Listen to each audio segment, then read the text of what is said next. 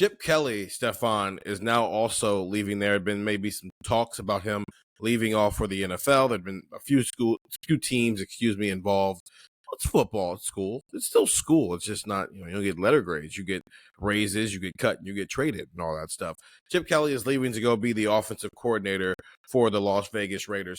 Stefan, when this news first dropped, there was maybe a poetic way I looked at it, but there's also just a logical way to look at things for Chip Kelly. Justin Fry has also left for the NFL. He's the Arizona Cardinals' new offensive line coach. Andrew and I talked about that in the video. It's essentially more of a, okay, where should Ohio State look next with its offensive line coach? Maybe more of a recruiter than a developer, or maybe a guy who could do both of those things, because this is Ohio State at the end of the day, right? But with Chip Kelly, Stefan, I don't think this was a shocker of a ending result with this, especially when you think about the way he talked about why he was here in the first place. It was to get back to being about ball and not worrying about all the stuff that goes into being a college football head coach nowadays. And he got a chance to do that in Columbus, and now he's getting $6 million to do it in Las Vegas. That seems like a very 1 + 1 = 2 situation for him. Yeah, definitely not a bad move when you consider the raise. Ryan Day talked about it. The video surfaced Sunday night after the Chip Kelly move on the Joel Klatt show that, the plan was always, hey, Chip, come here, come help me win a national title because of the roster that Ohio State had in place going into the 2024 season. Come help me win a national title, and then we'll see if you want to stay, if you want to go to the NFL. It's clear that those were kind of the two options that were always going to be there for Chip Kelly. He was either going to stay at Ohio State and be the offensive coordinator, or he was going to take a job in the NFL. And, his name had been rumored surrounding the Texans job. I think the Jaguars job had kind of linked his name a bit. The Vegas job, there actually hadn't been a ton of murmurs about it, at least going into Sunday. And it seemed to move kind of quick with Pete Carroll hiring him as the offensive coordinator there. So I don't know if it was ever set out right, but you could always kind of see the writing on the wall that the decision was going to be between staying at Ohio State and going to the NFL, and not much else was going to be considered. And I'm sure the Rays played a big part in it, but I'm also sure that, just getting away from the college game was something that Chip Kelly was looking forward to doing. He's a West Coast guy now. Oregon, coached the 49ers, was at UCLA for a while. We saw him recruiting a bit out on the West Coast, after the national championship game. So it's clear that that's an area he's familiar with. So getting to go out to Vegas, I'm sure was part of it as well. So as much as it was surprising in the sense that we hadn't seen a ton out there linking him to the Raiders, it also wasn't very surprising because I think everyone kind of knew that there was a chance that he was going to take an NFL job just because of all those reasons I mentioned. So it makes sense. I think it's a great move for him. I think it's a great move for the Raiders as they kind of get ready to make this transition into the next part of their franchise's history. There's already tweets out there being like, all right, which pick are they using on Will Howard? Because we all know that the Raiders use the quarterback. I'm sure they're going to make more of a push for Shadur Sanders, but I'm sure if Will Howard's available maybe later on and they still don't have a quarterback, maybe it is something they consider. So I'm excited about watching Chip in the NFL just in terms of, being a football fan. I think he's obviously one of the best offensive minds in football history. And, we saw his offense and the way it worked when he was, with the Eagles. And I don't know if we'll see that much tempo with the Raiders. I guess that kind of depends on the quarterback situation, what Pete Carroll wants to do. But I'm excited as a neutral football observer. And now we kind of move on in terms of Ohio State and see what does Ryan Day do next. That tempo stuff was great for like the first 2 or 3 weeks. Then you realize, oh, wait, there's 16 football games. You should slow down. Imagine him doing that and realizing, oh, wait, there's 17 football games plus 3 or 4 playoff games. You should slow down. I think last year helped that Michael Vick too. Yeah, I mean, listen, Michael Vick helps a lot of things. As a Falcons fan here, he helps a lot of things until he doesn't help those things. And then he helps them again. You love a good redemption story. Will Howard, 4,010 yards and 35 touchdowns on 73 completion percentage this year. And due to all 3 of those numbers, led the Big Ten. He also averaged 9.5 yards per attempt, while Chip Kelly was his offensive coordinator and quarterbacks coach. 5-star quarterback Brady Edmonds from the 2027 recruiting class committed to Ohio State, while Chip Kelly was the quarterbacks coach and offensive coordinator. Travion Henderson and Quinshawn Judkins both had 1,000-yard seasons, while Chip Kelly was the offensive coordinator. Jeremiah Smith became a Greek god, and Emeka Egbuka got his second career 1,000-yard season, while Chip Kelly was the offensive coordinator. Even through all the offensive line struggles that they had because of injuries, they figured it out while Chip Kelly was the offensive coordinator. And even before those offensive line injuries, this was the most creative run game we had seen at Ohio State maybe in some time, while Chip Kelly was the offensive coordinator. Andrew, I would consider 1 year rental for Chip Kelly. Job well done for Ohio State. He essentially checked off everything that Ryan Day brought him here to check off. Yeah, like the thing that I thought of was, you guys are all professional sports fans. Like you all have a team. Like the people that are watching this probably have a team. If you've ever like rooted for a team that makes a big splash at the trade deadline and they bring in a rental for, the remaining 20% of the season and they give up a prospect or two, or they pay, they have a 1 year free agent and they just pay. Why are you bringing up the Los Angeles Lakers and Dallas Mavericks on this? No, I'm not bringing up Nico Harrison on this podcast. But I think when you look at that, it's kind of like, it doesn't really matter what you gave up. It doesn't really matter how things played out before that, right? I don't think anybody really cares that, if you go make a big swing like that and then you win a championship, it doesn't matter. And for Ohio State, that's what happened. And they also didn't have to give up anything. Yeah, right, exactly. So, it's almost like a big 1 year deal, unless you consider like give up something, as in like you had to make him one of the highest paid coordinators in college football.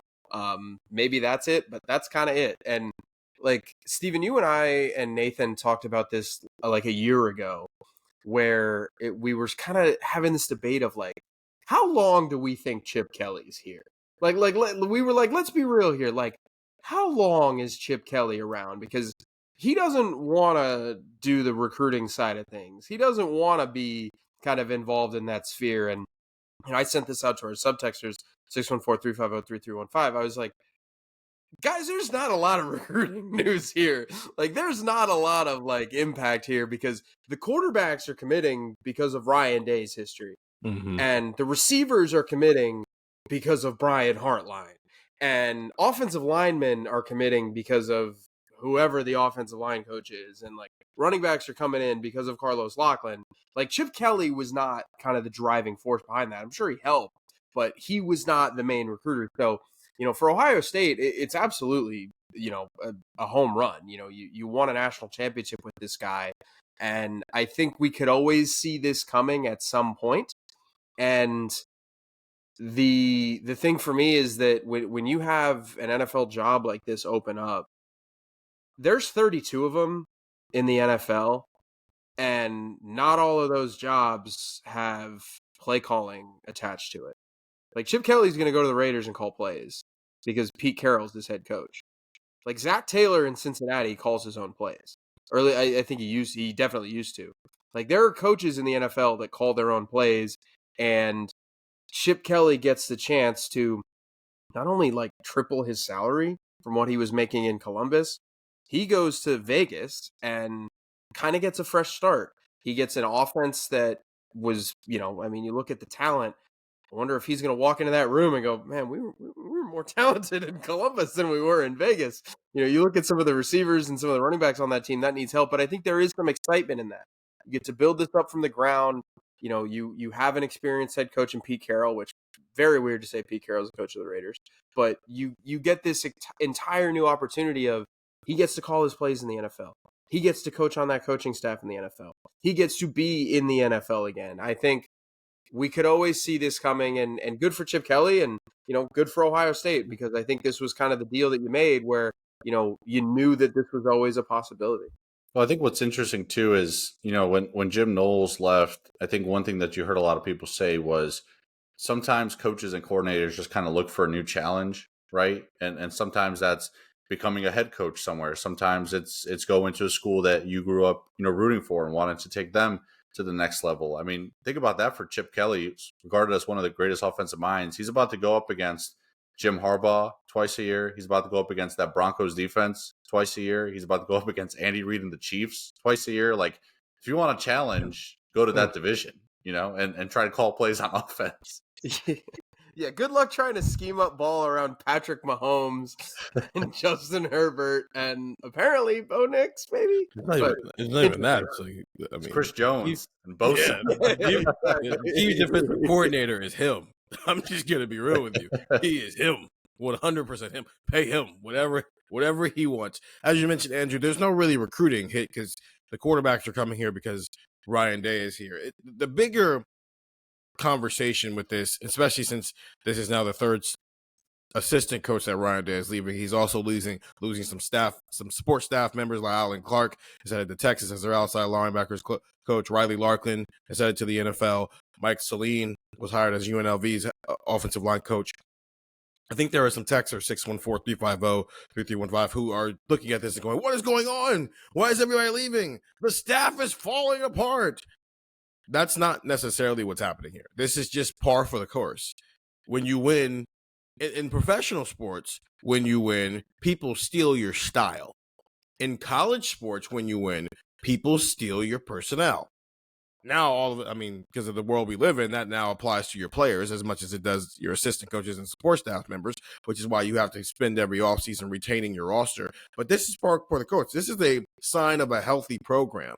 And it's now Ryan Day's new challenge in having to replace coordinators and assistant coaches year after year after year. This is why often you hear people talk about how assistant coaches are like middle managers. They're all replaceable. Now, there's people like Brian Hartline.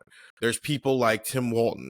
There's people like Larry Johnson in his heyday. Kerry Combs when he was in his heyday in the 2010s. There's other people around the country as well, where every so often you find an assistant coordinator who doesn't fit that description, who maybe is a little bit more valuable. So you do everything you can possibly do to hold on to that person. But for the most part, this is what it looks like. Yeah. And to your point with Andrew, you're talking about Chip Kelly. He wasn't, from a recruiting standpoint, he could recruit, so that's what makes him different from Jim Knowles. He could do the recruiting. He just didn't necessarily have to because of the position he was in. He's the chef. Yeah. Everybody else is going grocery shopping. Brian Hartline brought the steak. Ryan Day brings the rice. Whoever the new offensive line coach is, he brings in the vegetables. Somebody brings somebody brings a drink. Everybody brings in all this stuff, and then it's the coordinator's job to cook it all up and make a good meal. Well, so on offense, you got a good meal this year. On defense, you got a good meal this year. Now Ryan Day's got to go find a new chef and a few new grocery shoppers as well. I think it's interesting that you use the offensive line as the vegetables, but I get where you're going from. Like, I get where you're getting. I get where you're getting at. Part of the meal. It's a healthy.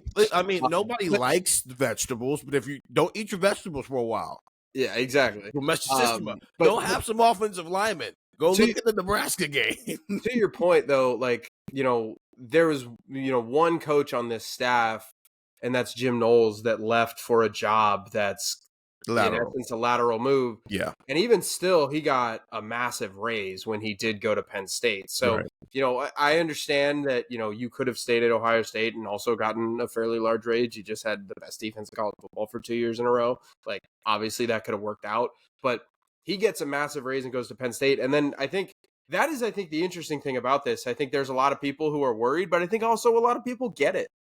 Chip Kelly is leaving for the NFL.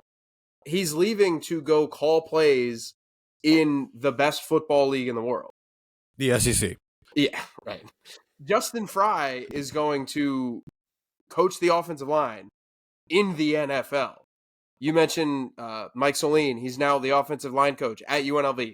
Promotion. Alan Clark. Promotion. Like, all these guys are getting promotions, and it's a positive thing. Like you said, it's a positive thing that the NFL looks at Chip Kelly and says, come back. We think this can work. Like, we think that the second time around this can work, especially if you're not, doing everything you did in Philly with roster management stuff. Yeah, that's a positive thing. It's come back, but just call plays. Don't run the entire organization. You can come back, but just do this thing. Don't Deshaun Jackson. Carlos Loughlin said something during fall camp when we asked him about Caleb Downs and running back snaps. And he was like, Coach Lock on fries. Come back, but you're on fries. Stay away from the register. Stay away. Make the best fries in the city. I will say one thing too. We talk about some of the support staff, the GAs that leave. Like, those are not relationships that are just gone, and those guys will never help Ohio State again. Like, how many times when there's a DC search, you're going through candidates, you're like, oh, that guy, worked at Ohio State a decade ago. Like, he's got, like these guys can go out and kind of make a name for themselves and potentially return one day as coordinators or position coaches. Like, this is not, it's not all bad when people leave. This is how Ryan Day ended up the head coach at Ohio State. Yeah, he was a GA for Urban Meyer at Florida.